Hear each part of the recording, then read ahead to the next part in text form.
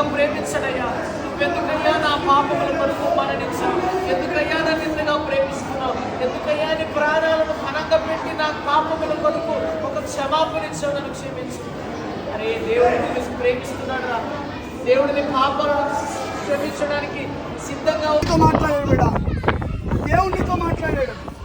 దేవుడు నిన్ను పేరు పెట్టి పిలుస్తున్నాడు. ఇక్కడ నీ చరిత్ర మారిపోబోతుంది. నీ చరిత్ర మారిపోబోతుంది. అనేకులకు దీనిని కాకరం కాబోతుంది.